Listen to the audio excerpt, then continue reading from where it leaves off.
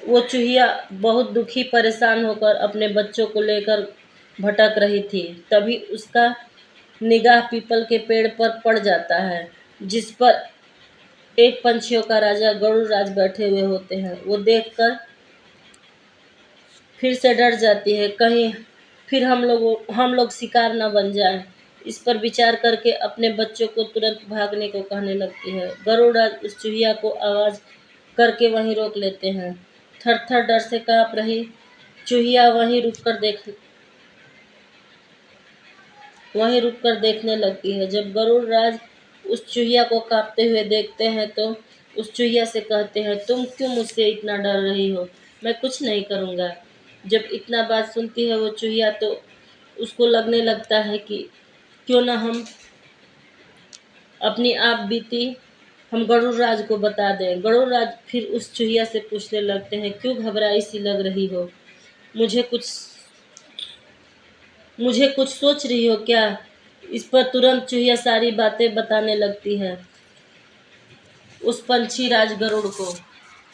दयालु गरुड़ अब उसकी सारी बातें पीपल पर बैठकर सुन रहे थे। फिर क्या था, वो उस गरुड़ उस चूहिया से जंगल छोड़कर जाने से मना कर देते हैं और उसको चूहिया को कह देते हैं कि तुम फिर से जाकर अपने घर में रहो, बाकी मैं तुम्हारे इर्द गिर्द घूमता रहूँगा। जैसे ही तुमको खतरा लगे मुझे तुरंत आवाज़ करना, मैं तुरंत वहाँ तुम्हारी सहायता में खड़ा मिलूँगा। जाओ।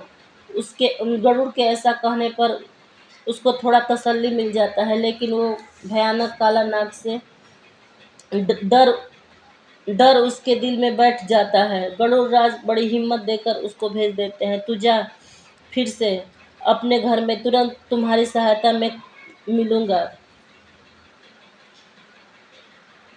बड़ी ढाढ़स के बाद चूहिया को घर में जाने के लिए कह देते हैं। वो अपने घर में चली जाती है। फिर उसको क्या पता था कि वो नाग हमारे घर में अपना डेरा जमा लिया है। वो दूर से अपने घर से निकलते हुए देखती है कि वो हमारे घर से बाहर निकलकर आ रहा है। तुरंत सूचना गरुड़राज से जाकर बताती है। चुनचुन गरुड़राज को उसको फिर भी अपने घर में जाने के लिए कह देते हैं, तुम जाओ तो सही, मैं तुम्हारा सहायता जरूर करूँगा। ये ये मेरा वादा है, तुम जल्दी से अपने घर में जाओ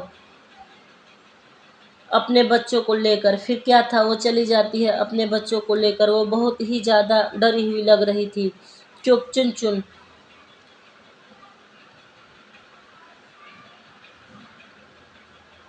क्योंकि जंगल का राजा शेर उसको डांट कर भगा दिया था, इसीलिए उसको भरोसा कम था पंछीराज के ऊपर। दोपहर में जाती है अपने बच्चों को लेकर। शाम जैसे होने लगता है तो काला नाग था जो चुनचुन को अपना घर समझ रखा था, उसमें रहता था और आराम भी करता था।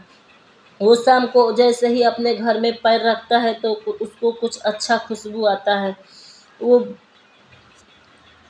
वो बड़ा खुश हो जाता है और अपने मन ही मन खुशी से झूम उठता है। चलो, आज कुछ अच्छा खाने को लग रहा है कि मिलेगा।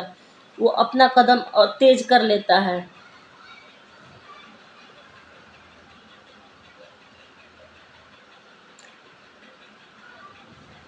वो अपना कदम तेज कर लेता है। इधर चुनचुन भी सतर्क रहती है पहले से ही।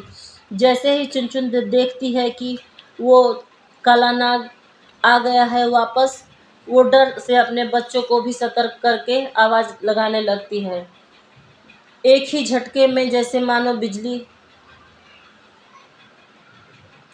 एक ही झटके में जैसे मानो बिजली दौड़ गई हो। तुरंत आकर गरुड़राज पंछियों का राजा उस काले नाग पर टूट पड़ते हैं।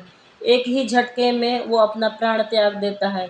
वो चूहिया अपने दिल से धन्यवाद देती है उस पंछी राज गरुड़ को और दोनों दोस्त बन जाते हैं। तो देखा बच्चों, जिसका कोई नहीं होता उसका भगवान होता है।